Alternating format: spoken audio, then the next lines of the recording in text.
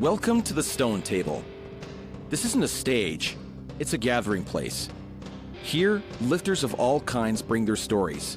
The heavy, the honest, and the hard-earned. Real voices, real weight. Shared like a good pour among friends. Recorded in Ontario, Canada, and open to lifters everywhere. Sláinte.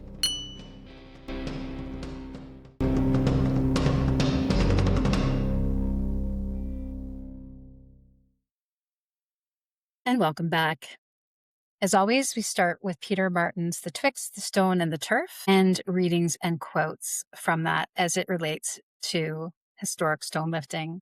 I had originally recorded a session on Clach Thugalach, but given recent events, we're going to shift gears a little bit, and we're going to speak more about Gaelic culture and what Peter had in mind.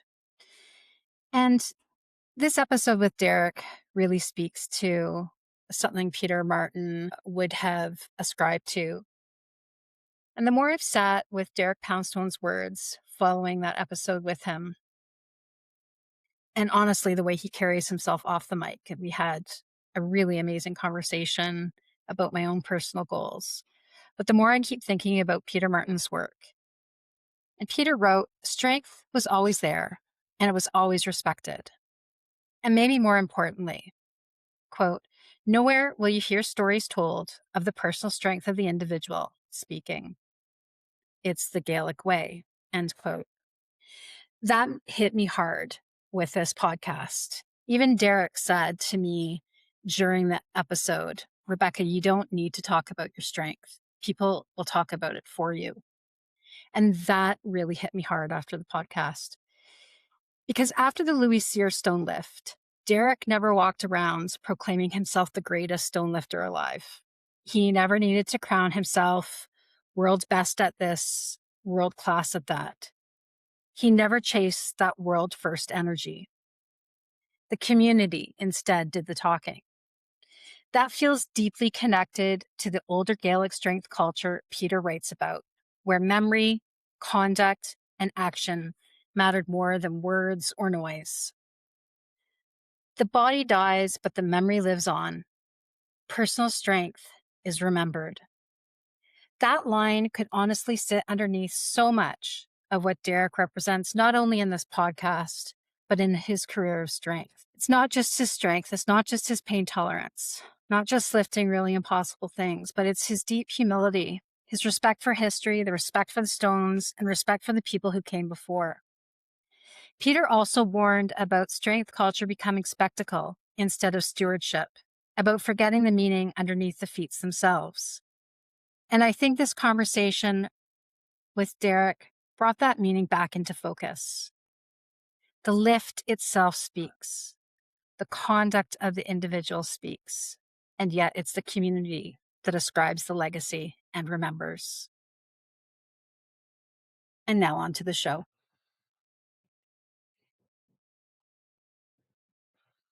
Okay. Welcome back to the Stone Table Podcast. I'm your host, Rebecca Innes. There's a moment that happens when you stand over heavy stone with no knurling, no handles, no perfect balance. Just a cold, awkward mass sitting on the ground, daring you to figure it out. You can't out-technique it with fancy equipment. You can't negotiate it with it. You either move it or you don't. Stone lifting has always been the most honest test, in my view, in strength sport. Long before modern strongman arenas and television lights, men proved their strength by lifting whatever the earth gave them, rough, uneven, and forgiving stones. Even today, when the lights are bright and the crowds are loud, Atlas stones still remain one of the last events where strength, courage, and problem-solving collide. And in my view, there are very few athletes and modern strongmen that have mastered that challenge the way today's guest has. And I'm a bit biased on this, as I have watched many of his videos, as I'm sure many of you all have as well, and his own strongman journey. So we have Derek Poundstone, a two-time champion of the Arnold Strongman Classic, multiple-time winner of America's Strongest Man, and in my view, one of the most technically gifted Atlas stone lifters of his era, and one of the best natural stone lifters. In 2008, at the Fortissimus Strongman World Strength Challenge, he loaded the legendary Louis Cyr Stone, which we'll talk about today, a feat tied to the legacy of the great Louis Cyr, securing his place in strength history. But moments like that just don't come from being strong. They come from years of figuring out how to move awkward weight, how to stay calm, and kind of work through the pain. And we'll talk about all those things today. Derek, welcome to the show. Well, I was like, who's this badass we're having? Am I like, is this like a threesome here? I don't know who the hell she's talking about. You're too kind. I appreciate all that. And, No. you'll learn probably very little about stones. You'll probably learn, more about, how to keep a conversation going in the direction you want with me. But, I tend to go a little, I tend to meander a little bit, but I think that's the point, right? It's Yeah. Yeah, it's fun. it's supposed to be a natural conversation for sure. And as much as you plan these things, you tend to wander off in new directions as information gets revealed. But as I always start with every guest, what are you drinking today? Well, a little caffeine. I'm not sure if I should show Perfect. logo. Yeah, little bang. Oh, perfect. Yes. Well, I'm somebody that tends to burn the candle at sort of both ends. I go to school, almost full time and work full time, and kids and wife and house and work out and stuff. So I good for a couple caffeinated beverages a day. So it's necessary. Well, I've already had my caffeine today, but I'm pre-prepping for my workout tomorrow. So just before this episode, I went to the store and grabbed 2 rotisserie chickens and realized as I was getting to 1 pound of rotisserie chicken that 2 pounds was just going to be way too much for my shake. So today I've got a 1 pound chicken and 20 ounces of water mixed for the Poundstone shake to chug while I'm doing this episode. And I hope I survive it because it took a whole rotisserie chicken. And I don't think I've ever ate that in my life, but my squats should be amazing tomorrow with, with this nourishment. It doesn't taste bad either. It doesn't taste bad. Well, is it a first time? Are you just a regular thing with the chicken shakes? No, I saw one of your videos that said that you did 2 pounds of chicken as part of your 8 meals, 2 pounds of chicken, 40 ounces of water, and that was your shake. I had some creatine as well. Yeah, I had done that. So the story behind that, to really start off in the, to give you, well, to lay the foundation of how my mind works. And I think we pull back the curtain a little bit as we sort of get to know each other. When I say we, I mean, the audience and you and I. You're the facilitator, right? Like, they get to listen and you get to ask the questions, right? So, but really, one of the things that I found early on is, the limitations really become, they're really just barriers to what successful outcome you want. And I found that early on, I couldn't really get enough food in. And I'm not a big eater. I was always a bigger sort of kid, but I was first getting into working out. I knew I couldn't just rely on protein shakes and supplement protein. So I was always trying to find ways to get, proper protein, and other nourishment, in, while I was leading a real life. Well, bunch of guys, that were, my age at the time, 17 years old or so, were running around and, just working out and working part-time. I was a full-time worker. I was doing construction. So, I needed to get the food in when I was, working, and I only had short breaks. I had a coffee break, and I was a union laborer a little later, around 19. But, I needed to be able to get the food in quick. So that's where the chicken shake. As a matter of fact, it was tuna first. I would use 5 cans of tuna, and I would blend it up, and that was 2 different shakes, and did that for a number of years every day, and and you heard that correctly. It was 5 cans of tuna. It was about 150 grams of protein. And it was 2 different protein shakes. I call it protein tuna shakes. I smelt like tuna. Hmm. Most of the day. And it was solid white albacore because it had the higher tuna content, and it was a little less like squishy. I did it for a number of years, probably 2 years or so, and then I kept on hearing these things about I got to be careful of mercury. So I went to a nephrologist, and they checked on a bunch of things. One of which was my mercury level, which was starting to get a little high. So then I was like, well, I'll use canned chicken. Um, and the tuna shake, by the way, came from reading a muscle and fitness article in the late 90s. There was a surgeon that was pretty fit. And he talked about how he would do these 10-hour surgeries. I think it was an orthopedic surgeon. And he would drink these tuna shakes. So it wasn't really my idea, but so I did the tuna shakes, and I switched over to uh, chicken canned chicken shakes, and that was like super gritty. Hmm. I get it from Costco, like a big wholesaler. And I'm like, I could just boil my own chicken. I'd boil the shit out of it, the technical term. So I'd just boil it, 25, 30 minutes. And then, I would, you know, boil several days worth of chicken. I think towards the end, I would buy 40-pound bags. I cleaned it up as much as possible because the fat would kind of be a little weird when you blended it. And, I did that from the boiled chicken shakes. I probably first started, I would say around 98, 99, maybe 2000 at the latest. And I did that all the way through up until about 2013 or so. So it wasn't like, and I did that, every day. I would take like one day off or so on the weekend. Maybe I just got tired of doing it because, but I mean, thousands of shakes. And, you know, it was, and like, I see these sort of folks talk about it, and like, these, like now, like I didn't invent the idea, and so people say that's my, I just got the idea for somebody else, but I perfected it for me.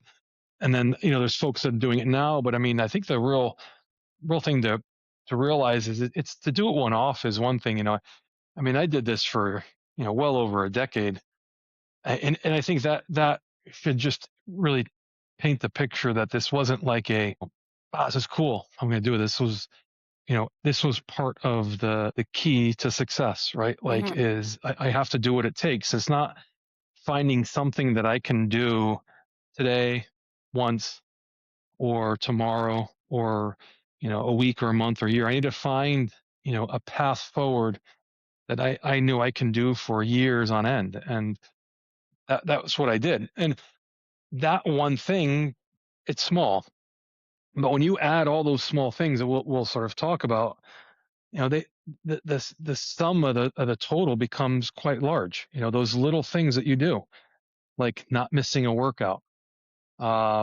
making sure I'm getting the proper nourishment, making sure that my training was always difficult, never being Hmm. complacent, always pushing myself.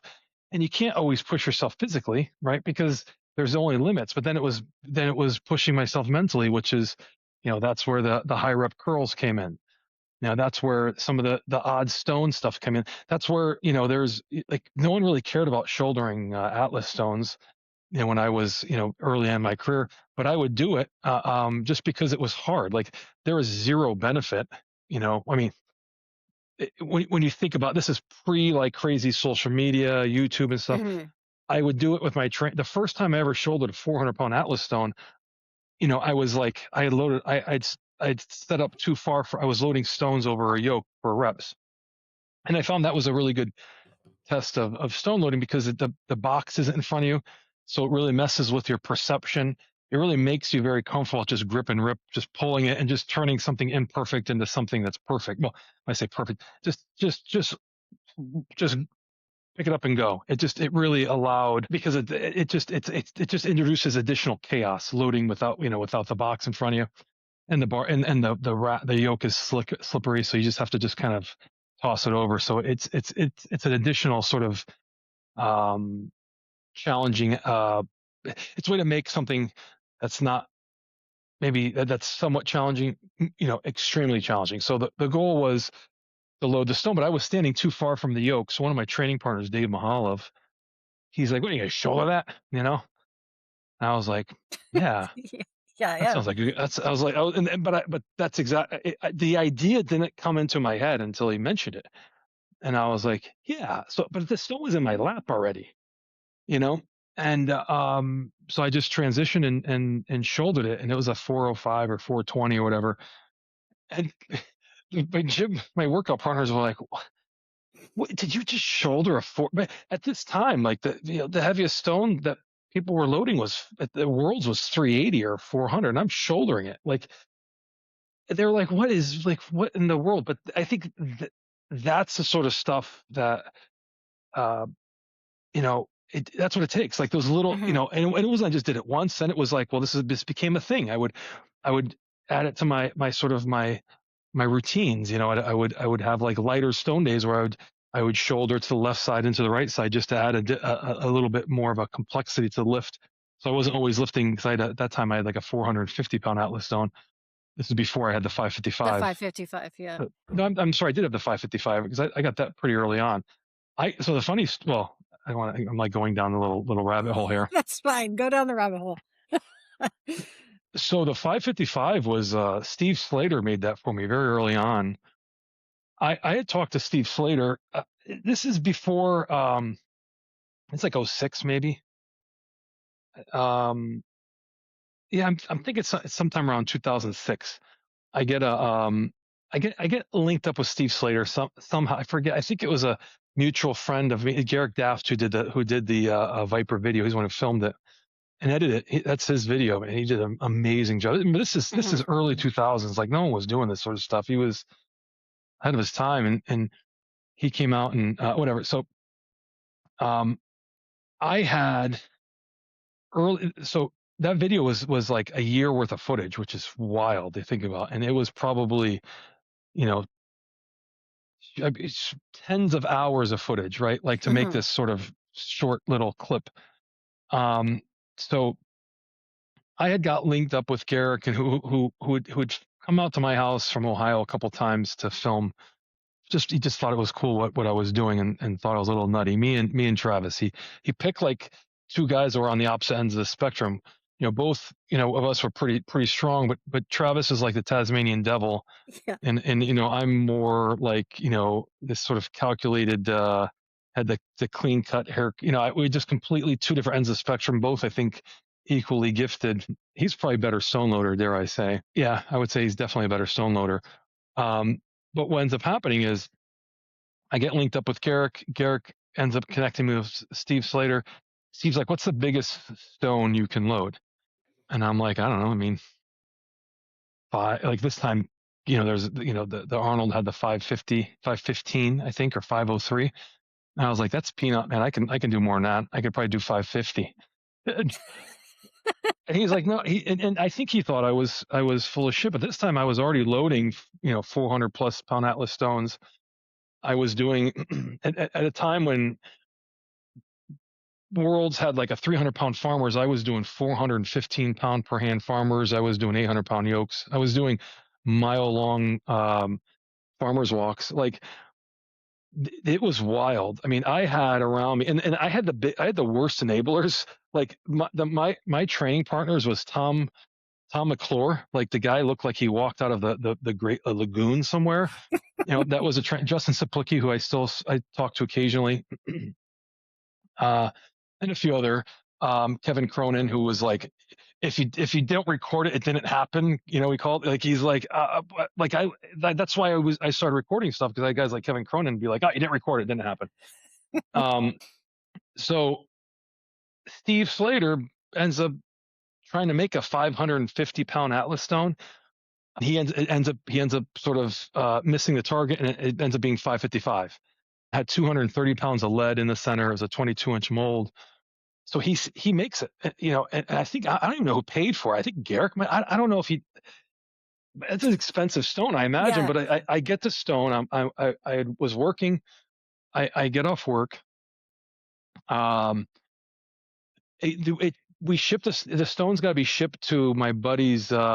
He I had a nursery, like a flower, like it was a nursery, but whatever, a garden center. His parents had owned it, so we had to have it shipped there because it was a commercial address and it was a big stone on a pallet.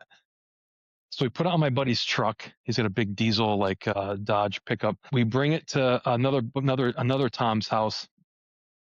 We put a bunch of tires and stuff. We drop it off the truck, and I'm just wearing like, I'm not even sure if I was even wearing workout pants. Like I had done like a couple of warm ups, and the couple of the guys were like, "Did you get to load it today?" I'm like, "Yeah."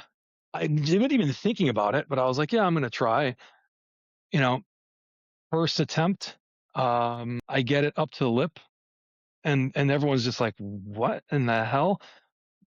Get it in my lap the first attempt and get it up to lip, and then the last attempt, you hear me talking about it, how I was trying to front squat it. It was just too heavy. I mean, it was so heavy that when I tried to front squat it, it was pulling my whole body forward because it weighed, I mean, shit, a couple 100 pounds more than I weighed. So I had found that I needed to get the stone closer to my body. So by lifting my hips, I was able to, so like I was able to keep the stone low, my hips high, and I was able to drive forward and throw my head back. So stone would rotate opposite of my butt, right? So I'd be able to just sort of toss it and loaded it. And in an instant, I think that's when the folks sort of that were around me were like, did he just load a quarter ton? Like, did that just happen?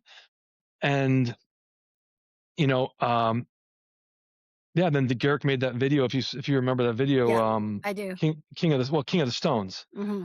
Yeah. And it was like and he was already making the video and it was like that death metal. And then at the end, it just sort of cuts to, like you think you've seen like, the badassery of like the Stone. And then it cuts to just in a garage, just loading a 555-pound Atlas stone, Yeah. and that was early. I mean, that was, and I don't think folks surpassed that, for, I would say close to a decade. And it was just messing around. And I had loaded that stone probably like 40 times, over the years. And, and I think, you think about like the shouldering of the Atlas stone, the loading of that stone. It was just dumb luck that there was video cameras around for though. I mean, I guess this was early cell phones and stuff, so like flip phone cameras, I guess, and stuff. But it just clearly, we were having fun. And I say we as if it was just by myself and I was trying to just be like, I'm the best in the world. It's never about that. It was just like, I love what I'm doing. And I loved Hmm. like looking at, I loved the look on my training partner's face when I would just do some just completely wild, like they're just like again, another one, the 800-pound deadlift for 9 reps. It was my back hurt, and I'm like, I'm gonna do some reps. So I'm gonna keep it light, and my training partner's like, light, like 800, and I'm like, yeah, that's how it always progressed. Was just doing what I do best, which is just make poor decisions because it's just somebody says something, and I'm like, yeah, that sounds like a good idea. It's just a challenge. It's a way to make the mundane a little more exciting. You can go to the gym and make training painfully boring and routine and get amazing results, or you can go to the gym and just do some stuff that's just off the wall. And I'm not like these guys doing like, pull up handstands, like all that sort of stuff. Like it's okay. But for me, it was just, I would always do the work, but sometimes I would sort of deviate from that and try new things. And in the course of trying new things, I became pretty good, you know? Yeah, and so again, I've watched those videos. Those videos were given to me by my coach as I was trying to prep for my own kind of Atlas Stone journey, and I'm sure countless others have.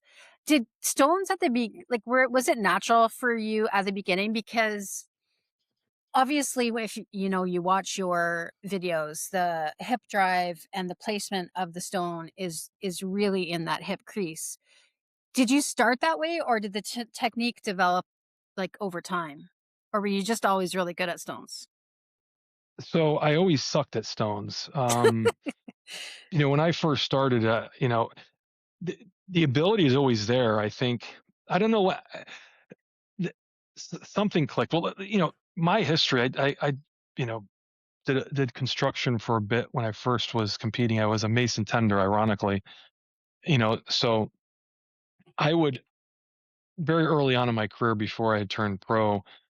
Well, I think I competed for like a year. I turned pro my first year, but even before that, when I was powerlifting, I remember being a mason tender. So I basically was like the mason's bitch, right? Like I would have to give them the mortar and stuff. And Yeah. no offense to mason tenders, but that's I was at their beck and call, and I had a couple cool guys I worked with, and they would hire me on the weekends to help them lift stones. They build fireplaces on homes, and they'd do like the stone facade on the, well, it wasn't facade, but they would do the stone exterior of the fireplace. And so they'd have the scaffolding, and I'd choke off a big stone with a rope and made a pulley, and I would pull it up, and it was crazy. Like I'd like almost rip down the scaffolding because the stone was they wanted the big stones because they would be able to make more progress. And I'd be like almost ripping off the scaffolding off the side of this big, huge mansion and on down the shoreline. Um, it's wild sort of stuff. So, early on, and just, I'll even back up even before, like as a kid, I grew up in Europe, and then my family had moved to South Dakota when I was around 9, just before I turned 10. And we had this long, like 200-foot driveway, and we had a separate like cabin that was like an old one-room schoolhouse. My parents had sort of redone the inside and turned it into like a little rental property. We rented out to folks every, like short-term sort of deal. And our driveway get like weeds and stuff occasionally. So my father had this great idea. We dug out the whole entire driveway like down like a foot. And I say we, it wasn't like my brother, myself, and my father. It was like my brother and me. My Yeah. father like supervised. It was like the chain gang. The foreman. Yeah, and I was, when I say kid, like I was like 11 or 12, and then we dig out like a section, put the plastic stuff down, put like the barrier up, like so we use the split rail type looking wood, and that was a barrier. And then he'd go out, and we had a minivan and he had a trailer, so he'd load a ton of gravel into the trailer, and he'd pull up to the house, and we'd be in the back of the trailer like shoveling off literally a ton of gravel. And we did that probably 40 times over the course of like a year or so. And we found out very early that like if we'd unload the back of the trailer first, shovel it over the front, and then unhitch it from the car. We're kids. I mean, my brother's 2 years older than me.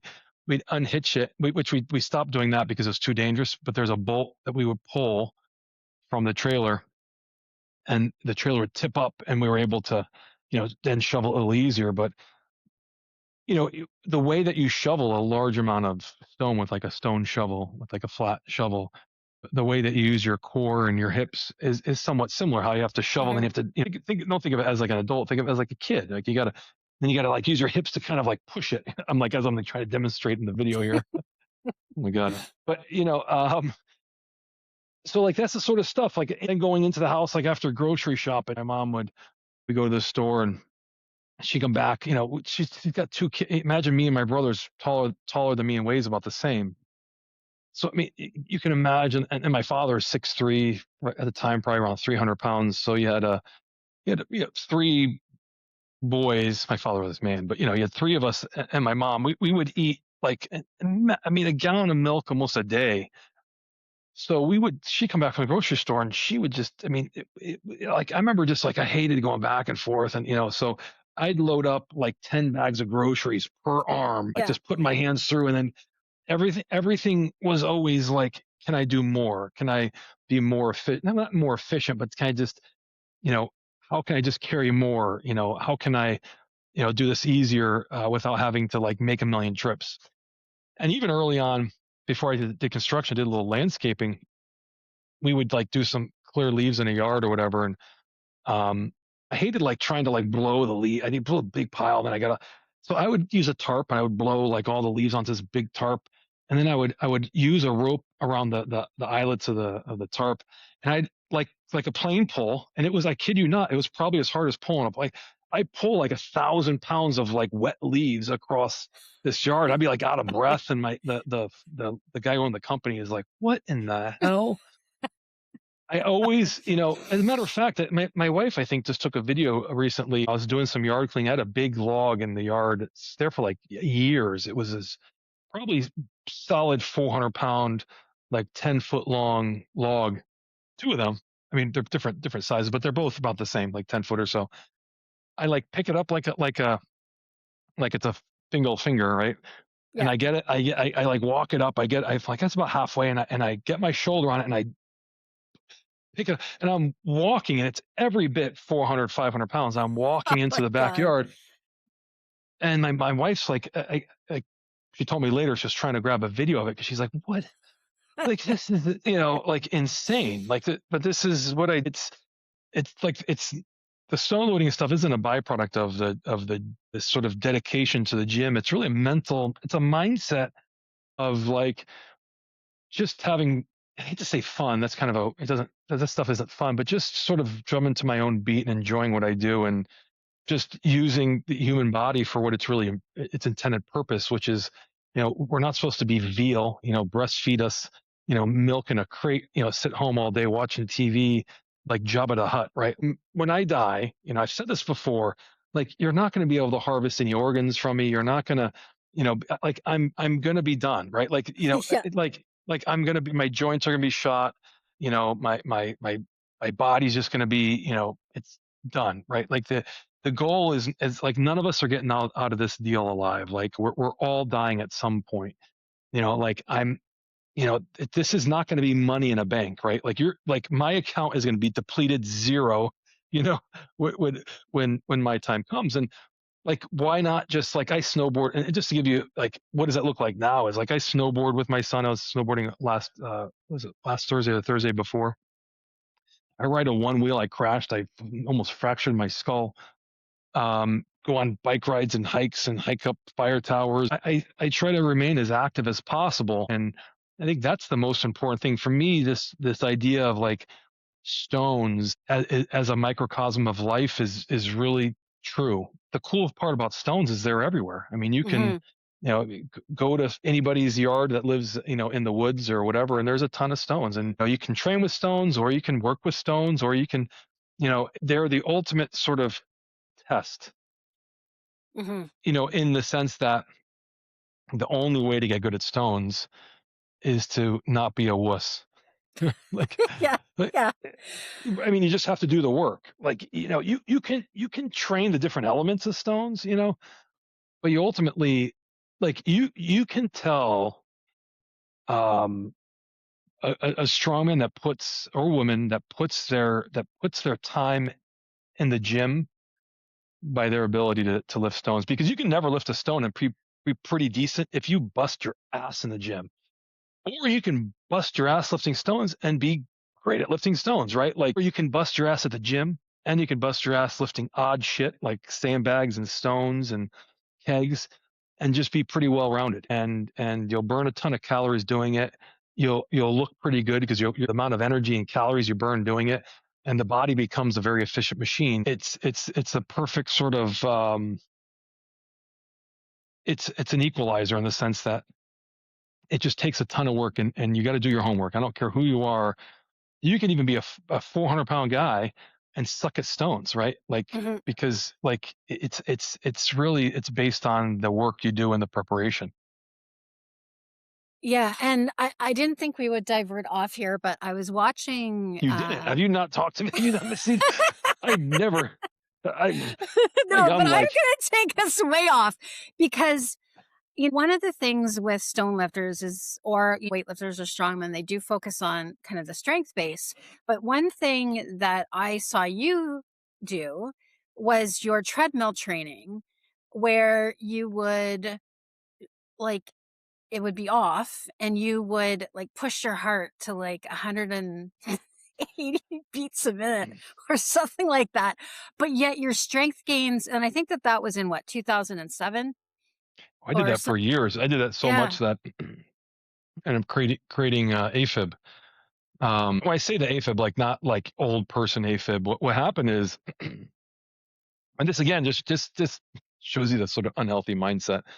Um, that, I had found that like my contemporaries in the sport were way more talented than I was.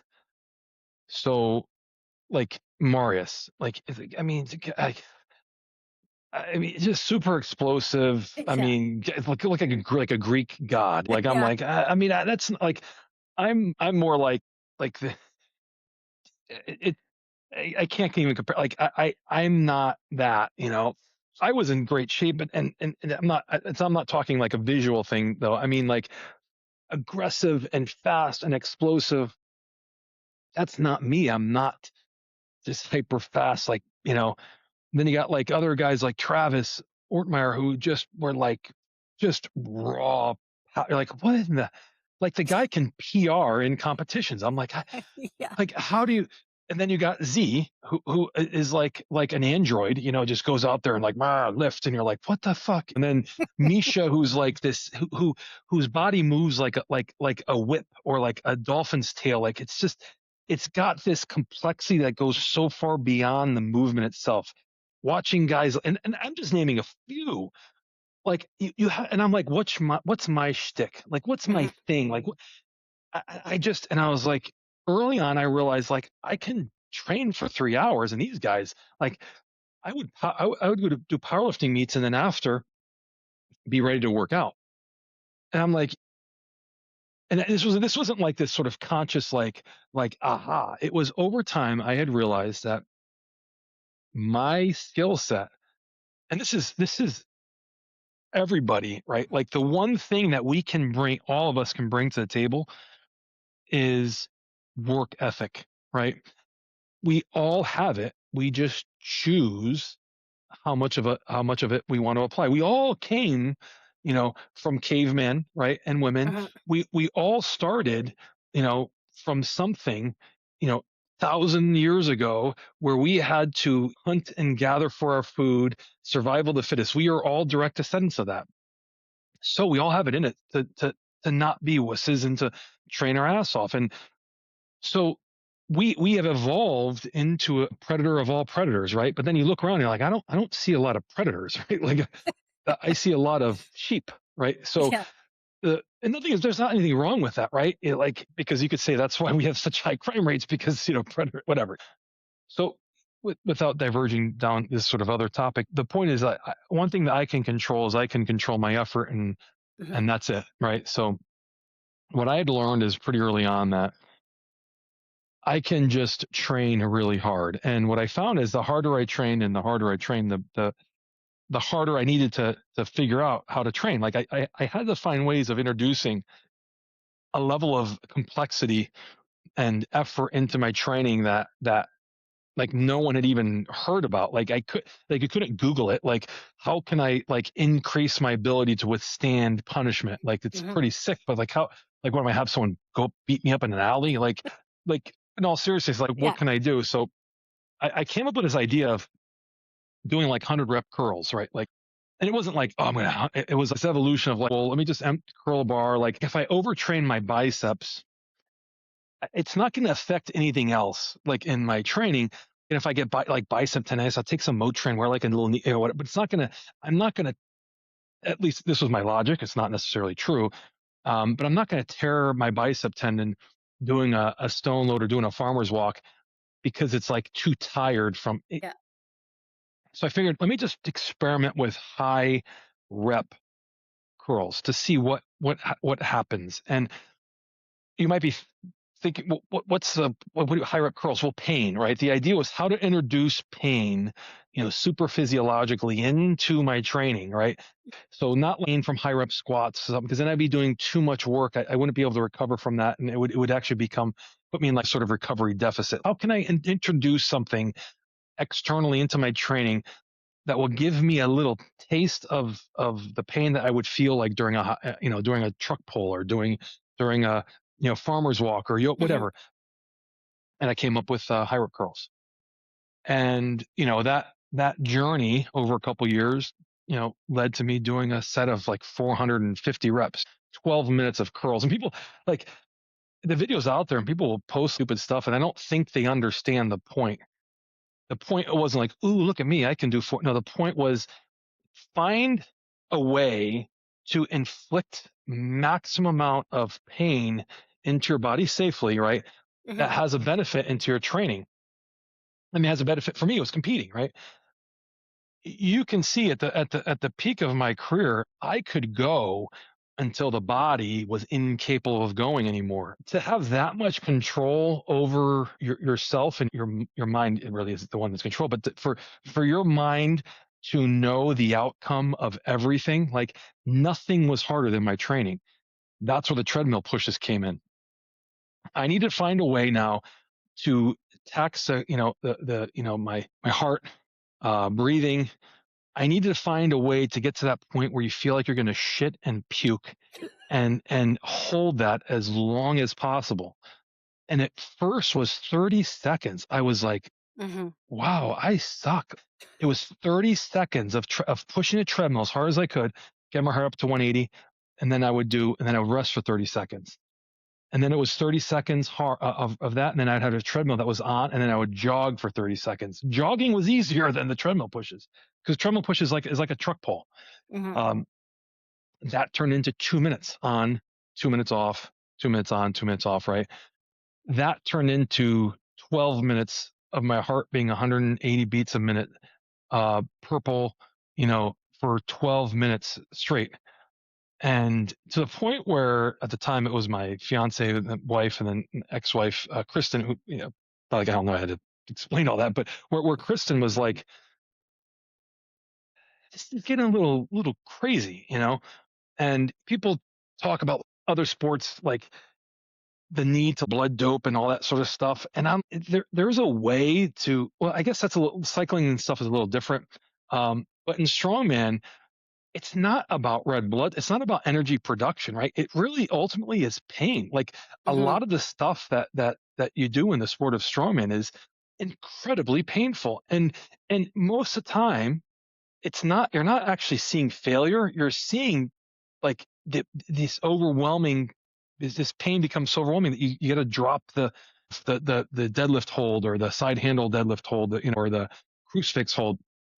You're usually not seeing actual failure. You're seeing the perception of failure. And it's not a conscious decision like, oh, I'm going to make it look like I'm failing.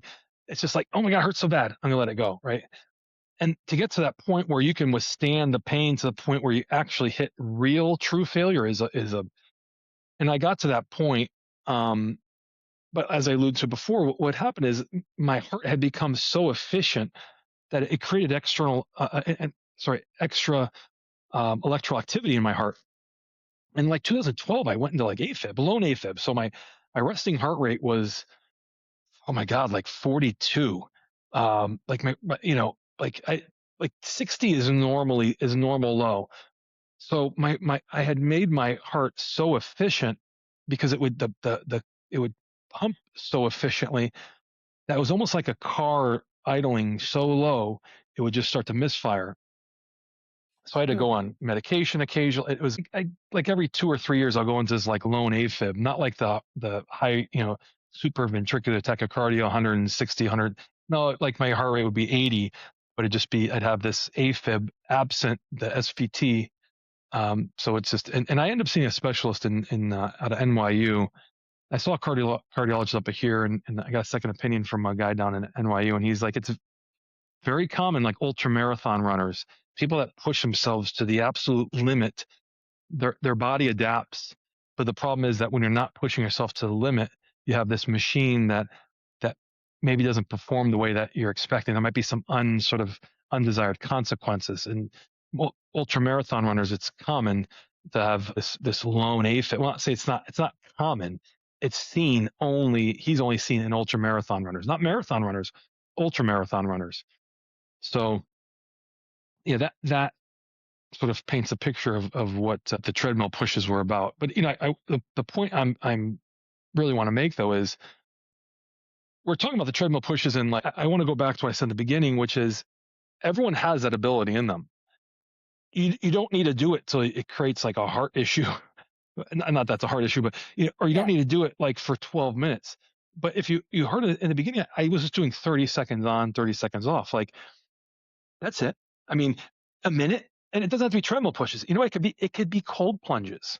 Now, Hmm. it could be anything that just pushes you outside your comfort zone. They say that, cold plunges are great, but what isn't great is doing cold plunges every day, because then what ends up happening is you become accustomed to that, right? The whole point of cold plunges is that shock, that oh, I have a Hmm. hard time breathing. It's the adaptation to that stimulus, that foreign sort of thing. So what that really tells you is, if I do it once, it's okay. If I do it 1,000 times, I'm losing the benefit. The idea is, let me just add a level of complexity, add another dimension to my training, but don't just stop there. Keep adding, keep evolving, and use me as an example. Don't do it for 12 minutes, right? At some point in time, I should have maybe like gone into like maybe jogging, which I at one point I did take up running, that's a whole nother story. Um, but it's like this evolution. You don't load stones to load stones, right? What's the point? It's the Planet Fitness commercial. I lift things up and put things down, right? Or I lift things up and put things, whatever. I mean, it's okay. Like, what's the point? The point is the journey, right? The Hmm. distance that we cover is not time based. My journey. I retired young and strong, man, but the amount of distance I covered mentally, physically, emotionally was extreme. People can go their whole life without experiencing what I had experienced in a short period of time. And it wasn't because of money, fame, or fortune. It wasn't my travels. It wasn't the extreme strength. It was the constant evolution of me as a person. My deadlift sucked when I first got into powerlifting, and I became one of the best deadlifters in the world. My stones sucked. I became one of the best stone lifters in the world. My overhead press sucked. I became one of the best pressers in the world, right? I kid you not. I sucked at deadlifting, I sucked over pressing, and I sucked at stones. I have records in all three of those lifts, right? That still Hmm. stand today. That's not a testament to physical ability. It's not even a testament to who I am as a person. Like, I'm a tough guy. It's a testament to, I have no idea what the fuck I'm doing, right? Like, I don't know. I'm 44 years old and I have no idea what I want to be when I grow up, right?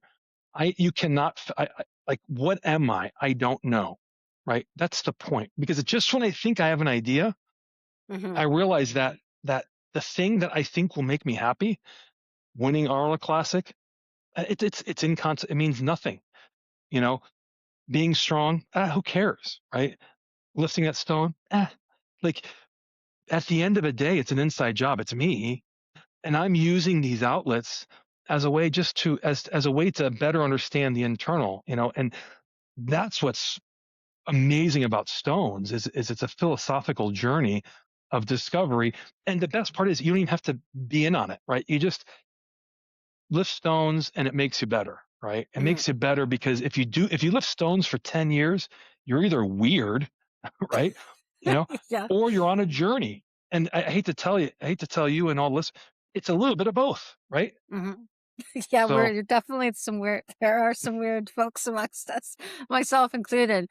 But it is absolutely so true, and it has changed my relationship with myself, with pain, and I think pain is one that I'm still working on with stones, because both a competitive lifter and just a natural out in the woods lifter, as many of our folks are.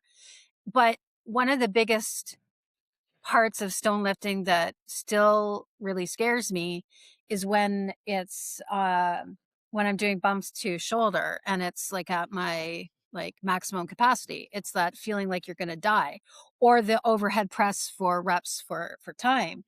Again, like feeling that you're going to die. And I think this is one key takeaway that I think folks can, and again, as you say, maybe, don't do reps for 12 minutes or things like that, but push that pain threshold, your own pain threshold by listening to yourself as you do stones. Is there anything that you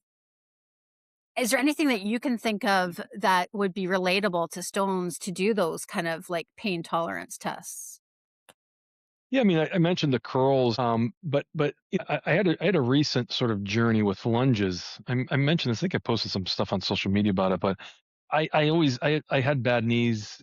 I mean, I say had I my knees were pretty rough for a period of time. I did some stem cells, and I actually stopped squatting heavy too. So maybe that helped. I don't know. And I ended up having hip surgery too a couple years ago.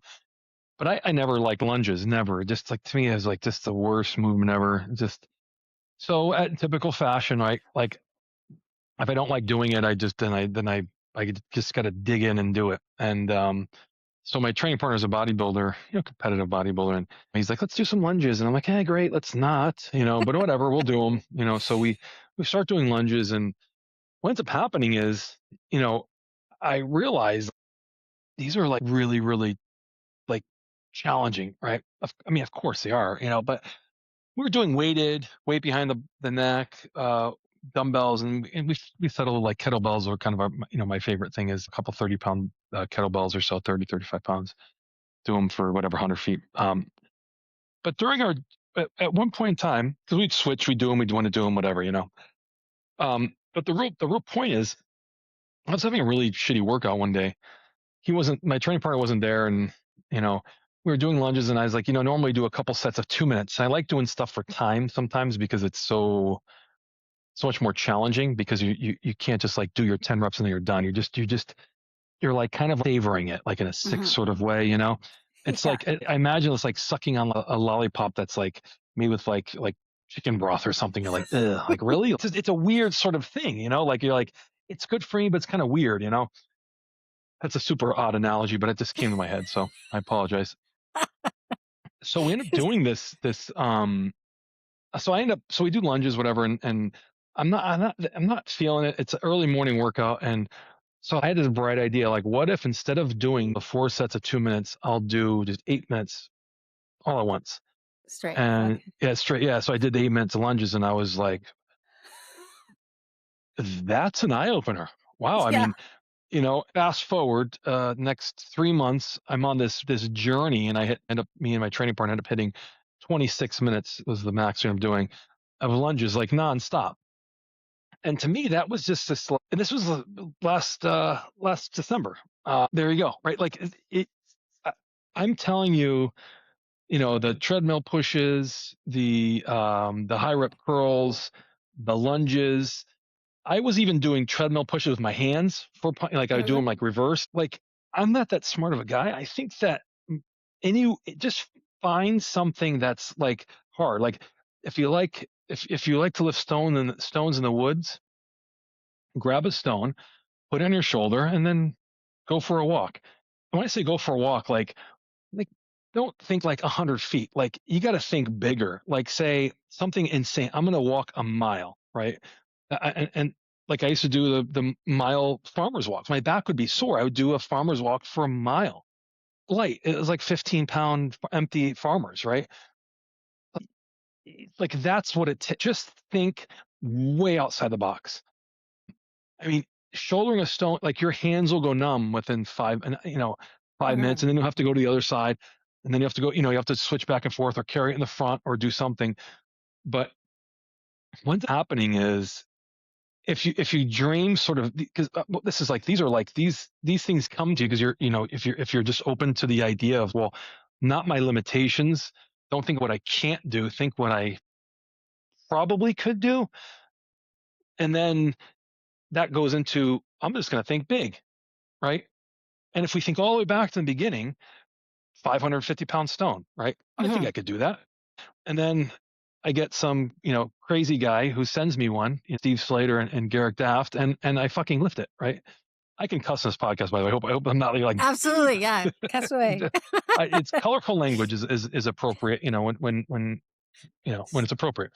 Yeah. So No, that's absolutely incredible. And I think, a lot of the folks here, they want to lift the Husafel, they want to lift the Ditrovik, they want, to lift the kind of some of the new Irish stones, which are incredibly, incredibly heavy. And I think, as you say, like you have to think big to be able to do that. But I'm kind of rewinding back to something you said kind of earlier on that Travis was actually a better stone loader. And I just kind of wondered why you said that. What separates kind of a good lifter, a stone lifter, from a not so good lifter, or like a better one from a less better one? There's really not one thing. If I'm comparing me and Travis has super long femurs, super long arms, not really a crazy long torso. So by the proportions, he's built in a manner that he can really get himself around the stones. But also, just I think maybe it's mentality. He has the ability to lift a little more. I'm saying this, but people are gonna be like, "What the hell?" His ability to lift a little more reckless, right? Like everything it sounds like I'm saying is I'm reckless, but I'm actually not. I will think recklessly, but the way I move is is is not. I have an ability to understand my body, I think, and how I move better than most, but I don't think it's because, and maybe it's a gift. I don't know, or maybe it's because I worked hard my entire life. So I do yoga like now, and I lift at 6 o'clock in the morning, and I do like is what came first, the chicken or the egg, right? Like did the physical ability come, like was that something that I was born with, or Hmm. is it a byproduct of the fact that I climbed trees and swam and ran around like a crazy kid as a kid, right? Like I I don't know, and nor, but I will tell you that both my kids are super physically active, and they're both super athletic. So my son's 9, he's 100 pounds and like almost 5 foot tall. My daughter's, she's just over 5 foot tall, and she's also 100 pounds. She might be 6 foot tall. Jesus, can you imagine? But so, but so it's hard to say because they're also pretty physical, right? Hmm. They're fit, but they don't fit into a box, right? Like they're so I don't know. So with that being said, well, I think somebody like Travis, he there's just a a beauty with the way that he lifts. It's more natural.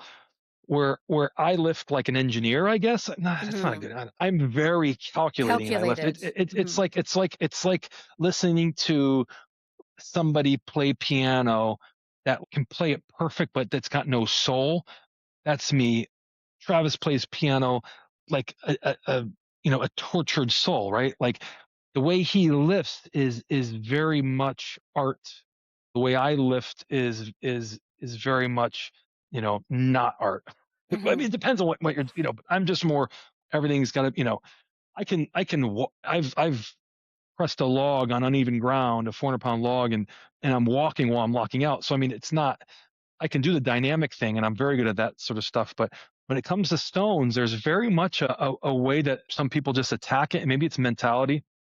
Well, the Travis attacks it much more like Errol Haugen's is a perfect example. Like not a technical lifter, lifts odd, not beautiful at all in the way he lifts stones, but ungodly strong. Yeah. I think he's way better stone lifter than I was, but not able to really understand the nuance. I think what I bring to the table is from Errol Haugen, who I would say is a much better stone lifter than I ever was. He just lifts like it's like a it's like a car accident almost. Like it's just, you're just like, holy shit, you Yeah. can't. It's amazing to watch. Travis, it's like watching a dance. Like you're just like, what in the hell? Like he's dancing with the object. Hmm. Where where I lift like a rock climber, I'm studying it and I'm feeling it and I'm fully engaged. I'm actively thinking about it the whole time. That I think is maybe the difference. Is I'm sort of an I'm more in it's I'm more analogical, I guess, about Yeah. the way that I'm lifting. Like you'll see the Louis Cyr Stone, for example. Hmm. I don't approach it like a stone. I approach it like, what's the best way? I'm approaching the Louis Cyr Stone like a competitor, like a fight. Like Hmm. that's my opponent, and it's just sitting there, and I have to just understand. And in my mind, I have a plan. My plan was, they told me I couldn't move the stone before. the big one, because Yeah. they didn't think anyone was going to move it. So like the other ones I can kind of get set. That one they didn't want me to set because, if I'm being honest, they probably were like, he's not going to lift this. Why even bother? Like, Yeah. and that's actually what happened. Paul Uhl, who was a Yeah. promoter for Tismus, he's the stone was at 517. So they're like, it was 530, and they're like, nobody's gonna lift it. We'll keep it at 530. Like, Yeah. mum's the word. Just like, no, we're fine. Confident that no one's gonna lift it for many reasons, not just the weight. The size of it was just, it was like shaped like a giant pizza. Like, so it's, and it had like this sort of, and it was so you couldn't figure out the balance point of it. Everyone's trying to lift it up left to right. That means the right side's like 380 pounds or whatever, and the left side's like nothing. Not nothing. You know what I'm saying? Yeah. So most guys, including Z's, trying to lift it so like their right arm is like just getting way overtaxed, and it's like it's literally pulling them over. You see Z gets it off the ground like a quarter of an inch, few millimeters, and so I have to face the audience. I have to face with the box to my left because I'm going to do what no one else is doing. I'm going to lift it. So the length of it is, so it's a rectangle, Mm-hmm. but I'm going to lift it. So it's lifting the heavy parts away from me. The goal is if I do that, I can get it. Once I start tipping it, it's going to want, it's not going to want to fall between my legs. If it wants to fall between my legs, I can catch it because it's shaped like a pie. So that was my idea. And then also, it was sitting flat on the ground. The ends had like a little lip that you can grab it when you grabbed it the wrong way, the way that everyone else was grabbing it. The way I was grabbing it was sitting flat on the ground. So the goal was the left side had and I heard between every person I'm looking at it, the left side had a little bit of a handhold on it. I can get my hand out. The right side did not. So I had to take my hands, lift it, jam my hands in it, and then it had to fall on my hands. So my hand, which was insanely painful. I had to get my hand completely under the stone, my right hand, my left hand, and as I pull, you'll see I'm pulling more with my right hand because my right hand has an insanely good grip on it. And then I get it to my lap, and then I have to rotate. I knew that I couldn't rotate until it was in my lap. So now it's in my lap, but it's not sitting in my lap. The point of it is between my legs, but I need to get it now turned sideways.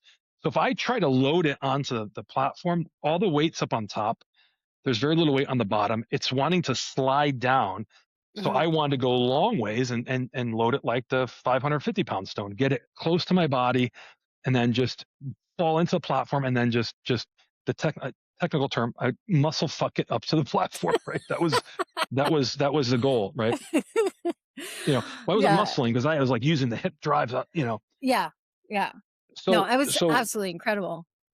well, and that was the sort of the piece that really highlights the difference of like, let's say an Aaron Haugen type of loader versus a Travis type of, and there's others. There's a Mm-hmm. ton of amazing. Brian Shaw, another one. Yeah. Brian Shaw is very analog in the way that he loads a stone. Like I watch Brian Shaw load a stone, and I love Brian. It's boring. It's just too easy. I want to. I want it to look like. Don't make it look so easy. And for him, he's so strong. And he's got amazing leverages. That's why I point out Harold Haugen and Travis, because when you watch them load stones, like you're like on the edge of your seat, right? Mm-hmm. It's not that it looks hard. It just looks dynamic. It's like watching it like Mike Tyson. You don't want to watch him knock somebody out in 5 seconds. You want to see some rounds. You want to see a opponent put up a good fight, and that's why I like, as I mentioned, Harold and Travis.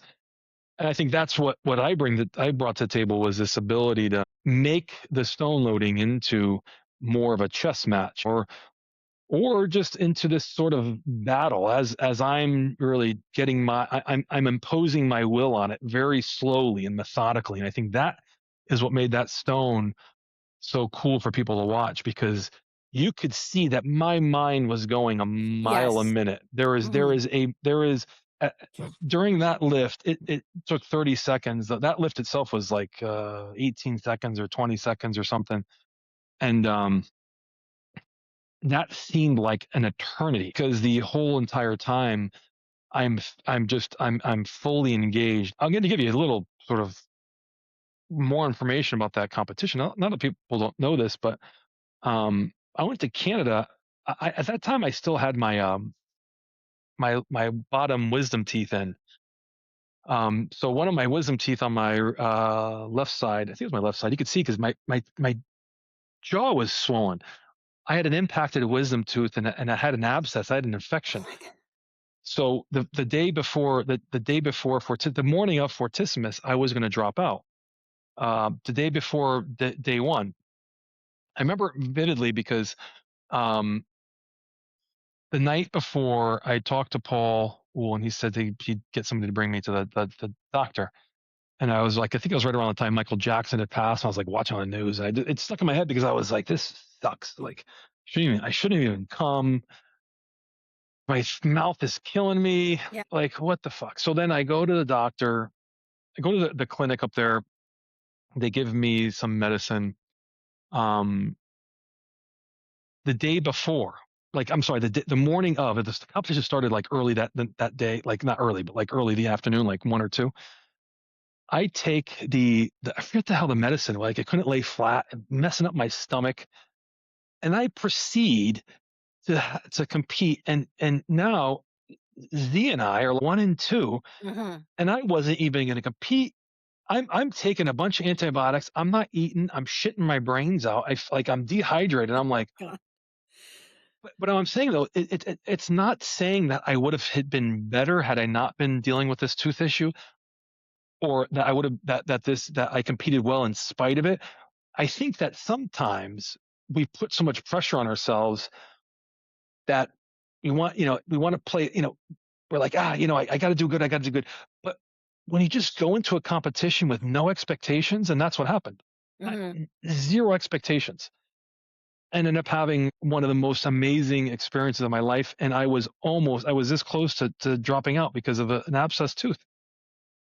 So Well, that's life, right? yeah. And it's crazy because there was 10 events, and this It's stone, 12. It was or 12. There, 12 events. there was 10 events, but the last event on each day was broken into 2. So there's Atlas stones and the natural stones. Those counted as one event, but it was 2 different events, really. So it's 12 events. But yes, 10, 12, however you want to call it. But yeah, it was technically 12 events, though, which is a. Yeah, because that was wild. Is before you lifted this seer stone, you had what was called the circle of stones, which was 5 atlas stones loaded to a ridiculous. The first 3, well, I'm only 5, like 4, so it was a ridiculous height for the first 3, and then you went into the other 3 stones, which was the Casimir at 350, Paul Anderson, I think 400, and then the seer stone at 513, 530. And so you'd already been through like the whole day, and then on top of it you lift this stone, and you say you were sitting there and you could see you calculating the stone, and like I wonder, the takeaway for folks here is that I I do prefer like a technique analog type lift. What would you say then is kind of like the biggest takeaway technique wise, either from that lift or where you have seen others kind of fail to get their lifts? I mean, you can't fake technique. I mean, you can try to mimic, my technique or Travis' technique, and realistically, you just have to lift the style that really comes natural to you. That's the cool thing about stones is the stone will teach you. The Hmm. stone is the ultimate teacher of how to lift. So I think the best way to really understand it and master it is to first watch a bunch of stones, like watch especially the early stone lifters, because we weren't really doing it. When I say early, I mean strongman's around for long before I competed. But when he saw the level of athletes jump up, and when 400-pound stones became a joke, right? Like Hmm. I remember, I remember it clear as day. I mean, it was like one day, 400-pound stones in a competition was like, oh my god, that's so heavy. And then you had a couple of us that came along, and we, and I would hope to think I was one of those guys. Travis was definitely one of those in the United States. Um, Van Hatfield, another one. There was a group of us right around that time. Jesse Murundi. John Anderson. I mean, like there, we just all at the same time had solved the Rubik's Cube, which was really, we had to put the work in. We had to understand the stones. We'd all seen stones because we're at competitions. We're watching everybody else do the stones, you know? So Yeah. you monkey see, monkey do. We're watching them. We're kind of like, okay, you know? And so you have this idea of how a stone load should look, and you could kind of sort of pick it apart. So I don't think that's why we're doing. We're just like, oh, I wonder if he's going to drop it. I wonder if he's going to get it. But so you got to watch and understand the stone and see it from a different perspective. And then you also have to, do it yourself. And you have to do it a lot. And you have to have some amount of measurability. So like Atlas stones are great because they're a 400-pound Atlas stone. They can be different shapes and sizes, but if you make a 400-pound Atlas stone or a 300-pound Atlas stone or two, whatever, it's that's your test, right? That's your sets and your reps. You could do stone roll ups, and you can do shouldering. You do all this sort of stuff to train it. And then you add the other stuff, the holes and the walks and the shouldering and the pressing and all that sort of stuff that adds that level, that dynamic element to the training. So that's the best way to get better at stones and to really and understand what style of stone lift you are is watch it, do it a lot, and then start recording it and sort of and picking it apart. And then you could sort of start to see. But I think the most important thing is, especially with stone loading, there is no right or wrong way. I mean, there is a little bit like CrossFitters would always like bend their arms and they're tearing their biceps. I mean, Hmm. the biggest tip I found with the Atlas stones is your arm should be over the top. I see a lot of even like side stone loading with their hands like right around the sides, but that leads to bicep tears because it rotates your arm down. That's how I end up. I tore my bicep on the big stone just because I was beat up and overtrained and pulled too hard at the Arnold in 12, I think it was 13. Sorry, 13. 12, I can't remember. Jeez. But the point being is this: there's very little. There's a lot of technique, but the best way to sort of learn the technique is to watch some stone lifters, some good stone lifters evaluate and then apply it. Most of the people that give advice as stones, I have seen, at least not so much recently, but maybe back in the day, had no idea what the fuck they're talking about. Um, so I caution people to listen to the people that give advice are generally people that shouldn't. The people that should give advice usually don't, because I Hmm. don't, like I don't. I'm not going to tell people what I think because generally it's not really relevant unless they ask. So Well, it's super relevant to the to the folks listening to this podcast for sure. And yeah, I think watching it, I mean, there's various different techniques, but there's one thing I kind of wondered with kind of maximal stone lifts like the Cyr. Like what is the role, like, because as you're calculating and doing all of this and like figuring out where the stone is, like you're also probably thinking breath and internal pressure as well. Like, what role does that play for the maximal lifts? you mean like breathing Yeah, and and like internal pressure, like bracing and such. Obviously bracing is a requirement, but like yeah, I mean breathing is an important point, but it's got to be. It's like if you're. I'll put it this way: is this is a my wife says I always have really weird analogies. This one's going to go down the really weird analogy. I mean, you shouldn't really be thinking about breathing. It's like thinking about breathing when you're making out with somebody, right? Like if you're thinking about breathing, then you're probably doing it wrong, right. right? Like, Yeah. uh, if you're like, I breathe in it, no, just do what fucking comes natural, right? And Yeah. I only say that because I think that if you're thinking about that, you're maybe psychoanalyzing something that doesn't need to be analyzed, right? Like, yes, there's a point to being like to bracing and but it should come naturally, Hmm. right? To go to my weird analogy, like if you're think you'll know because sometimes I'm breathing, I'm taking a big breath. It depends on the lift. It depends on how fat I am, right? Like when I was super heavy, the way that I would have to lift a stone was different than when I was super light, like lighter, like 290.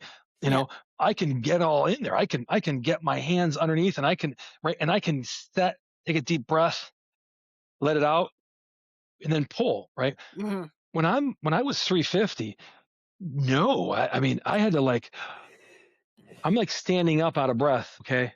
Here we go. I don't want to pass out because when I go down there and grab the stone and I have no breath, feels like my head's gonna pop, puts my lap, and then I'm more comfortable when I'm heavy in the lap.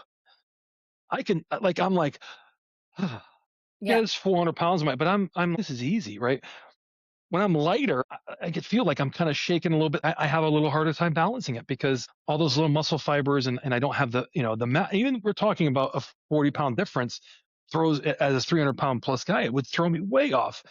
So how I breathe, it would change based on how heavy I was, the condition I was in. Listen, I used to I remember tying my shoe when I was super heavy. Like tying my shoes in the morning. I had to think about it. It was as much of a mental process as preparing for the Louis Cyr Stone. Like I'm like, okay, my work boots. I'm like, okay, Yeah. if I go down with a full breath of air, I'm not going to be able to reach my shoelaces. But if I go out without a breath of air, then it's like I'm free diving, right? Like I got no air, so like how deep can I go? So I'd be like, I give like a half breath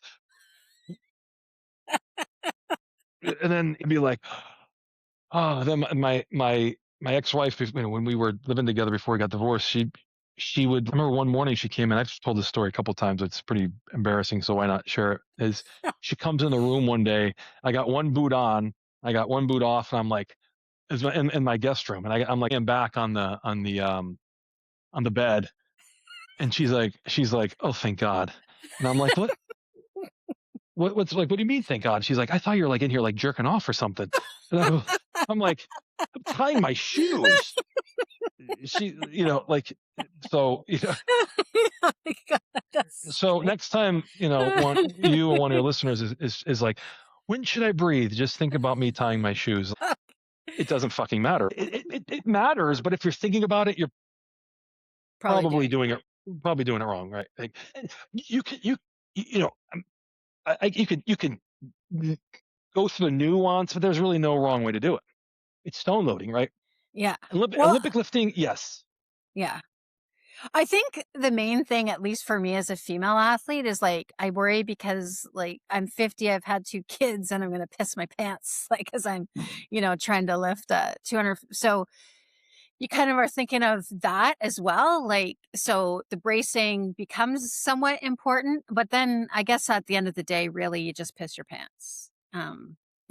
So that's why I asked about breathing and bracing because there's a lot of shit this shit going on in this body. I've had 2 kids. I'm 50, and when I'm going like near maximal loads for Atlas stones, it's a nightmare. And so sometimes I'm thinking about the bracing and breathing because I don't want to piss on the competition floor. But then it's kind of like just it happens. Yeah, I got to tell you, like, I mean, I get that, and I've been to a few competitions. I mean, I think every competition I've gone to where there's female athletes, I mean, there's always a certain amount of floor peeing. Yeah. I don't think I think I can understand like it's a like I don't think I even remember who. It's not like I like, oh, she's the peer that I saw last week. Right. I can listen. I can understand how it can be embarrassing, but it shouldn't be, right? Like at the end of the Yeah. day, it just is what it is. I mean, guys generally don't piss, but they'll definitely shit themselves. It's just not Yeah. visible. Yeah. So I mean, it does sort of happen, and I think that if you're really worried about something like that, then take steps to prevent it, right? Like, I Yeah. mean, you can't stop, but you could, put some sort of device, like a Yeah. pad or some sort of, Yeah. if it's, but you need to do something so you're not thinking about it. Because Yes. the more you say don't think about it, either you're going to piss on the floor or you're going to do something so you don't. But the last thing you want to do is inhibiting your ability because you're worried about it. And ironically, the less you worry about it, the less it's going to happen, right? Yeah. Like the perfect example is in like snowboarding or skiing or skateboarding or whatever, you don't want to look at the thing that you want to avoid because then you're going to hit it. right? Yes. So like you look away from, the because if you see, oh shit, there's a cliff there, then you're gonna, or there's a tree there, then you can hit the tree. So what you need to do is you need to look away. Well, the same thing when you're training is if you're thinking about getting injured, you're going to get injured. If you're thinking about, something besides what you're doing, it's going to happen. And it doesn't always happen that way. Like it's 90% of the time when I'm squatting, I've tore my quad twice while squatting. And that thought enters my mind, I would say 90% of the time, and I'm like, fuck, don't think about it. Don't think Yeah. about it. Don't think about it. And sure shit, while I'm squatting, I'm like, yeah, I'm thinking about that feeling, and that feeling of your quad tearing when you're squatting is not a fun feeling. So instead of like telling myself not to think about it, I just embrace it. I'm just like, what's the worst that's going to happen? I've already felt it twice. So there's that. So there's either you don't think about it, and the more you tell yourself not to think about it, you're going to think about it, or you just embrace it and say, fuck it, whatever, it is what it is. I like to So fuck it or whatever. yeah. I have just a few more questions before we round out this episode, and I nearly didn't cover like all of the things that I wanted to glean from you. But at your peak, how many times a week were you training stones? At my peak, Yeah. once. Okay. But I would do, it depends on what you're calling stones. If you're calling sandbags and kegs stones, I mean, there was a point in time where I was doing sandbags and or kegs, probably 3 times a week, and then stones, once. And, you know, and I was doing it specifically for the exactly what I talked about. Like I wasn't doing it for technique. When I was doing kegs and sandbags multiple times a week, it was always for quote unquote conditioning. One of the things that's something I programmed in. I trained with. I helped train Nick Chaparrals for a bit out of Massachusetts, out of the Cape. And one thing he's actually amazing at sandbags. And I'm going to give you a little secret. He got good at sandbags because I programmed a ton of sandbags in his training, right? Right. Like, well, imagine that. And you could guess how many times he did sandbags a week, 2 to 3 times a week. And he did sandbags into loading. He did sandbag carries back and forth and back. And lo and behold, like a year or so later, he's like loading 500 pound, shouldering like 500-pound sandbags. Surprise? Yeah. No, I mean, he did a fuck ton of sandbag training, and he didn't do like heavy shouldering. I mean, he did like, but the base of that was a huge amount of sandbag carries. So there you go. And so what would you say, like, I mean, you are kind of carrying on this, you're a coach. You continue to coach, correct? No, No, you don't coach now? because Well, I hate people. No, I'm just kidding. No, I don't. No, I don't. I coach. No, I love people. I don't. I don't. I don't. It's a relationship, right? Like mhm, yes. for me, coaching is a very sacred sort of thing. Like I loved coaching Rob. I mean, loved it. And I probably got more out of it than he did, Mhm.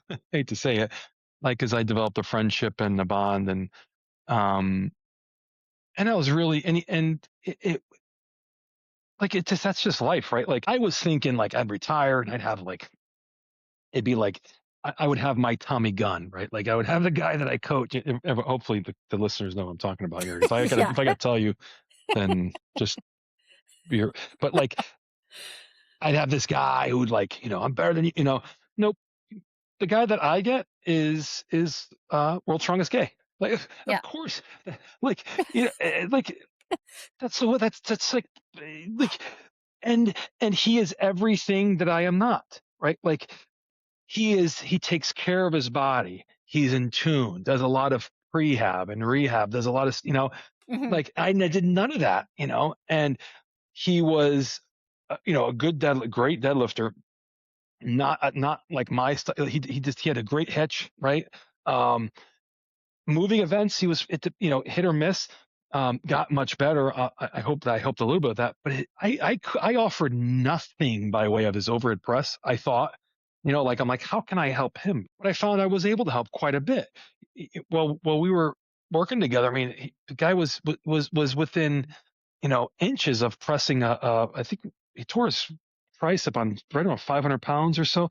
But I'd seen him. He was doing during our when I was programming his training, there was like 6 weeks in a row where he was hitting a 400-pound log and a 450-pound log in training every week for multiple sets and multiple reps.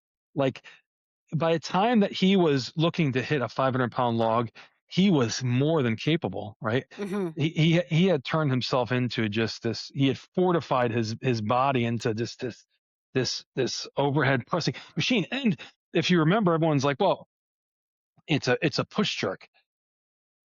But if people really think back and they look at how he was pressing the mid 400 pounds for reps, he was straight push pressing the shit out of that with very little jerk. And that's when I think people realize, like, holy shit. Well, at least me, my perception of kind of what the strength meet was realizing was, oh, the push jerk is not like he's just a thick overhead presser, right? Like, the fact he's able to grind out the reps he was able to grind out with the weight he was able to, it's just the fact he would weigh at most 300 pounds when he was pressing the heavy logs. I mean, he was cleaning logs that weighed almost 200 pounds more than he weighed. That's crazy. Yeah. And then pressing it, like, that's just wild. So, um, so at the end of the day, the train stones and train sandbags and kegs to get better at stones, and the frequency is going to dictate the level of that you're going to increase your performance. But as with all things, think about the treadmill pushes and the lesson that you can learn from me there is, well, if training it 2 days a week is good, well, let me just train it 5 days a week. And the cautionary tale is, no, don't do that. 2 or 3 days, stones, kegs, sandbags, that's a nice little mix. But like, not just heavy loading, the carrying is what really I feel like is what really makes people better at the heavier sort of stuff. Hmm. I like that. And this is a kind of a nice segue out of the episode. So usually I ask every guest if they have kind of 3 pieces of advice, whether it could be life or stones related. What would you tell folks listening? Wow. 3 piece of advice. That's a tough one. I think the whole show is around one of the main piece of advice is, Is paint. Yeah. well, no, it's not pain. Let's, it's not about necessarily pain. You can endure a lot if you have hope, if you're building towards something. So I think that the first thing I would say is just find something that you love doing and do it, right? Don't do stones or don't do anything really if you have some sort of preconceived notion that, like, that's going to make you cool, or like, who would think that in the first place? But do it because you love it. Find the thing that you love and do it. And then when you no longer love it, I mean, it's one thing if you're like 11-year-old and you're like, I don't want to play football anymore. Okay, well, too bad. Get up, Johnny, and you're gonna play football, right? You don't get to choose at this point. But I think that as an adult, we're only on this world for a certain amount of time. Do the thing that you enjoy doing, and if you don't enjoy it anymore, what are you doing? Either Hmm. you got to find a way to make it enjoyable, or find something else. But the little bullet point below that is, do you really look at the things that you're doing, and do you really enjoy them, or do you just really enjoy posting about doing them, or telling people that you enjoy doing? That's when I said, well, don't do it because it's cool. Don't do it because you want to post some shit on Instagram or social media about you doing it. Doing it, do it, and see if you can not tell anybody. I've been going to the gym. I never stopped going to the gym. I would say I would say I'm still pretty strong, but I don't post my workouts because it's sacred to me at this point in my life. Like, I don't want you to know what I'm doing because it's none of your business, you know, because for me, I'm doing it for me. Like, I don't need to kiss and tell, you know. So that's the first piece of advice, which is very long, but it's find the thing you I love like doing. it's good. But, you know, and that's why make sure you enjoy what you're doing, make sure you're doing it for the right reasons. And before you give up on it, make sure that that if you don't enjoy doing it, you know why, right? If it's because whatever, you know, just give it a chance, right? And the second thing is I think is dream big, because when I was a young guy, I watched World's Strongest Man in the 90s. And I remember seeing Stubby Raines deadlift, like, I think it was 800 pounds or something like that in the late 90s. And I was like, I can do that. And my friends were like, no, you can't. And if I listened to them, you know, we wouldn't be having this conversation, right? Hmm. I would be John Q citizen, which is fine, because that's all I am now. I mean, but I wouldn't have had the experiences that I had. So dream big, and who knows, right? Uh, but you can't just say, you know, I want to grow up to be a superhero. It's like, hey, I want to lift this stone, but now how am I going to do it, right? I need to know that there's a plan, and here's my plan. You can do whatever you want to do, but make sure that you wake up every morning and you know exactly what you want to do that day. Not like oh well, I got to go to no. Why are you on this earth, right? Like, if you want to, if your goal is like, you have all these, I want to be a wife, I want to be a husband, I want to have kids. Yes, but who are you? You know, if you're somebody that says, hey, I want to climb the Himalayas, I want to learn how to ski, I want to build a car, you know, I want to go back to school, I want to be a cop or a fireman, I want to join the military. I don't care what you want to do. Pick something. Make your life not revolve around that one thing, but then make sure that your life is set up to achieve that success. Right? Like, it sounds so easy, but why? I said I can compete in World's Strongest Man, and I competed in World's Strongest Man. I said I can win Fortissimus, and I won Fortissimus when nobody else would go because World's Strongest Man was shutting all the other athletes out. I drummed to my own beat. No one's telling me what the fuck I'm going to do, right? I'm living my life, and I don't care about money or whatever. And like, I could say, because look at me, I don't monetize my videos. I don't make shit. Don't follow my done plenty of shit wrong, but I'm happy. I'm healthy. I love what I'm doing. I can come on a podcast and I can chat your ear off for an hour and a half, because I've learned a thing or two. So know who you are. And part of that is making sure you have goals and that you know how you're going to achieve those goals. And you wake up every day with that in mind. Like, it's not like, oh, I'm going to be the best solo over the world. No, all those other things in your life are important. But am I eating all my meals? Am I Hmm. hitting my training? Am I visualizing? Am I, watching? Am I making sure that I'm supporting myself, right? And the last thing is, I think, just don't take yourself too seriously. Humility is a tough thing nowadays. I feel like everybody has a platform and everybody has an opinion, and everybody feels like their opinion is important. And, there's so much chatter out there that what ends up happening is, nobody can really get a word in edgewise, because everyone will tell you how to load stones, and everyone will tell you how to, lose weight, and everyone will tell you, okay, but who the fuck's listening? If everybody's talking, right? Then who's listening? And I think it's that simple, is like, slow down, um, don't take yourself too seriously, and you'll be all right. And I would never tell somebody to do something that I don't do, and those are the rules I live by. I don't do social media and stuff because I don't really think it's that important, right? If there's so much content out there that if you want to know something, ask, right? Rebecca, you wanted to know something and you asked, and what happened? I told you, right? Yes. So, a captive audience. I only tell people that ask me the question, right? I'm not going to go out there and broadcast it, because if I tell you, if I post something about, no one gives a shit, right? Like, But if you really want to know something, ask the question. If people are giving free advice, guess what? It's free for a reason. You know, I mean, I'm giving free Yeah. advice, so it's, but but you get what I'm saying Yeah. it is what it is, right? Like,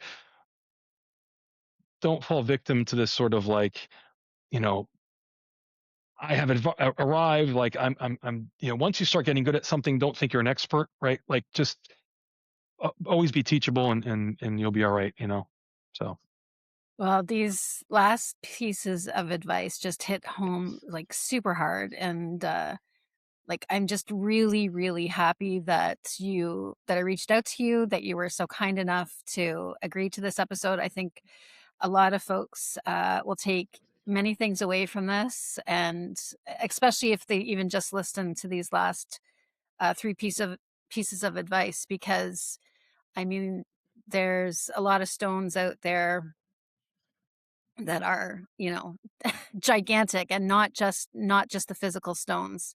And it's in how you approach them, and your mindset. And I think I'm going to walk away from this episode with that in mind. But Derek, this has been absolutely amazing. Thank you for sharing the window into your life, and the Louis Cyr Stone. And I do hope that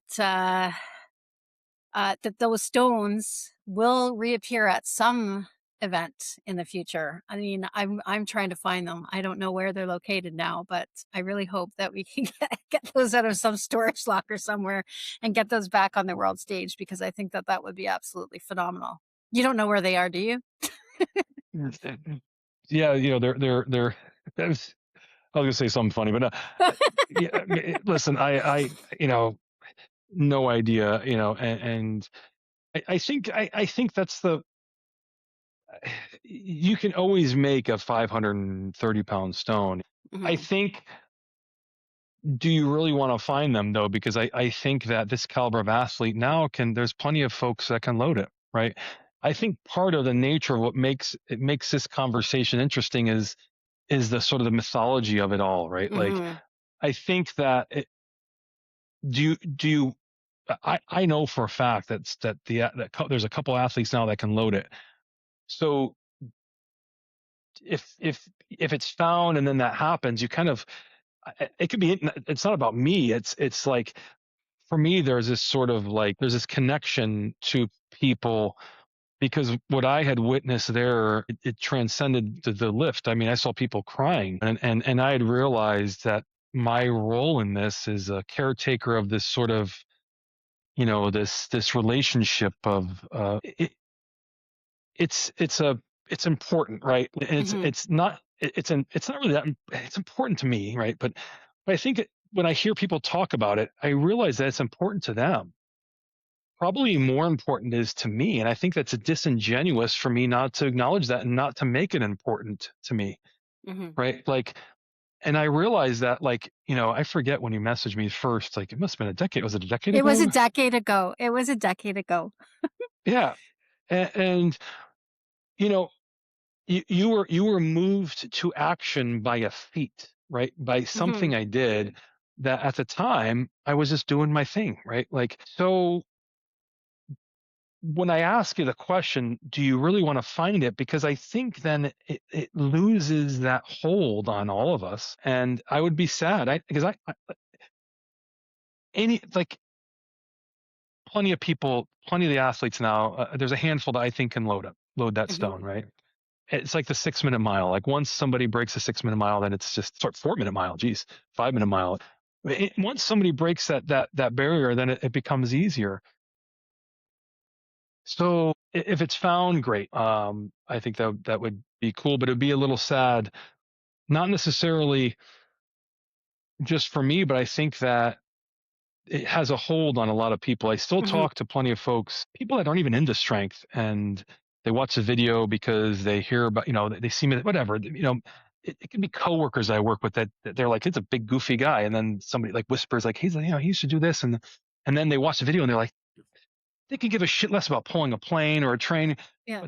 but it has a grasp on, I mean, I would say a good number of people. I mean, Hmm. anytime that video is posted, I see thousands of comments about people that just, they maybe know nothing about me, but they know about the lift, and it holds a special place in their heart. So it holds a place in my heart, and it has become more important over the years because, I see how it motivates people like you that have Mhm. this sort of like, you put this thing on a pedestal, and you're like, that is awesome, and that embodies everything I want to do. And and then you realize that you're doing it, Yeah. right? Like, so, like, but that's the thing that you hold up to that sort of, to that light. And I don't want to see that go, not for me, but for all the people that have been motivated to follow their dreams, right? I don't know why it's the stone. Like, it is what it is.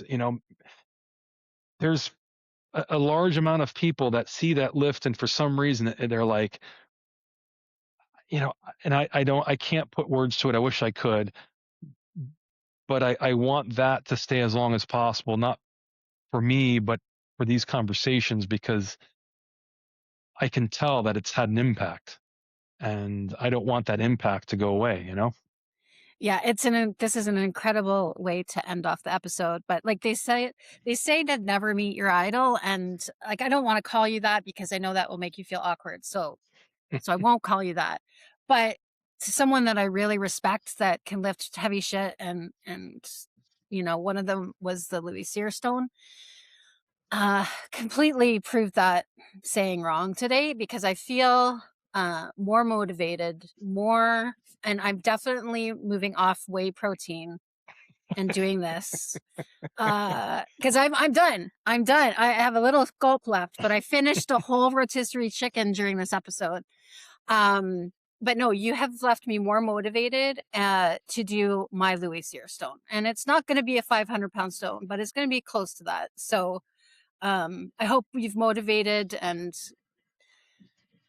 kind of allowed other people here to see like anything is possible. And so thank you so much, Derek. And I'm trying not to cry right now, but it's been a really amazing opportunity to have to speak with you today. And hopefully I'll check back in year 11 and tell you I will tell you I did the thing.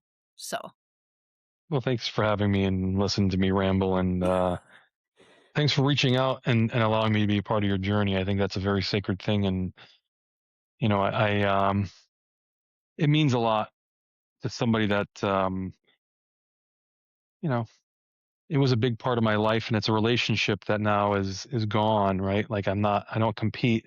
I miss it, but I think that's the point, right? It's like, I'm supposed to miss it, and if I was like all up in the business, I think it would ruin these experiences where it's sort of this mythical thing, and I kind of want that to remain. I think that's what motivates people, is the unknown, and the to put things on a pedestal. And sometimes things don't need to be put on a pedestal, you know, but that's just the way it's supposed to be, right? That's why we're human, right? We need something to achieve and to strive for. So, to you and everybody else, just keep striving for the thing. And I want to say one last thing is, a lot of people say, like, the training in the stones, it's like about being a better version of yourselves. And it's not to say that the current version is bad. I think the most important thing to realize is we can all do a lot more than I think we realize. If we were to limit ourselves by what we think we can do, we would have never made it to the moon, right? I would have never lifted the 500-pound stone, because if I would have done what I thought I went to that competition ready to drop out because my tooth hurt. yeah, yeah. If I would have listened to my friends, I would have never been a strongman. I think I want everyone just to stop for a second and realize that this is not a journey of self-improvement because the version that it exists now is not good enough. It's that we are all capable of so much more than we ever realized. And never ever stop trying to be a better version of yourself, because you can always do more, you can always achieve more. And I think the number one takeaway is, it's an inside job, right? Hmm. It's me. But I need that sort of external motivation sometimes, and that's where like things like the Louis Cyr Stone come from. That's where conversations like this come from, and the fact that my experiences can move people to to the point where when I was loading the Louis Cyr Stone and people were moved to tears, that like, I can't explain that, but but that's the awesome nature of what we do, right? You know, I'm an imperfect person, and I think that that's what makes me relatable, you know, but Hmm. that's what makes me somebody that when you reach out, I don't reply because I have this desire to, to help. I reply because it makes me feel important, because I'm imperfect as well, and it gives me a glimpse into somebody else's version of me, because the version of me that I live with is unremarkable, but the version of me that you hold on a pedestal is not, right? So I think that's the goal, right? At the end of the day, you know, we're our own worst critics. It's an inside job. So as long as we're just always trying to strive and achieve something, it kind of gets us outside of ourselves. So, keep doing what you're doing. And, you know, we have a limited time on this earth. So I think that's the important thing, is just keep doing what you love. Well, I don't know if you've ever made a podcast host cry, but I'm your for doing that right now. No, thank you so much, Derek. I'll keep you posted on 2027. Take care. Thanks so much. I appreciate it. All right. Bye. Here comes Savickas, and this is huge. The big moment starts right here. Savickas in a battle for first place. How close are they together? Extremely. He's got to get this in very quick time. Look at that. He did too in a real quick time. Now he's going to regroup and try for that big one. That's it. Now the thing is if he did it fast, if he does it faster than Derek, he will win the contest. 8.88 seconds. Unbelievable time. So now Derek has to beat that with the first two stones in order to win the contest. They're that close. And he's going to try for that third one also, but it looks like it's undoable, not available to be done. Here he goes. Watch this. He's got to get it under 8.88 seconds. Time is It's going to be close. It's going to be really close. Here we go. He's got it up. Oh, is it going to be enough? Wow. Is it going to be enough? You can see Savickas thinks he won. Oh, Savickas is happy. He thinks it was too slow. Oh, wait a minute. But if he can get the third one up, that changes the whole thing. No one's counting on this, but look at this. Oh, wow. What an effort. No one Unbelievable. has lifted it yet. The Look time at won't that. matter if he can get this one up. He's almost got it. Look at this. This is Never history. been done since History Louis is Cyr. being made here now, today. Look at this. Look at this. He did it. Unbelievable. Unbelievable. Forget the time. He did 3 stones. We just witnessed history here, Steve, today. Look, even Zadrunas knows it. Oh, A smile man, look at that. of submission, a smile of defeat, but he knows he's witnessed history as well. Derek Poundstone's beside himself.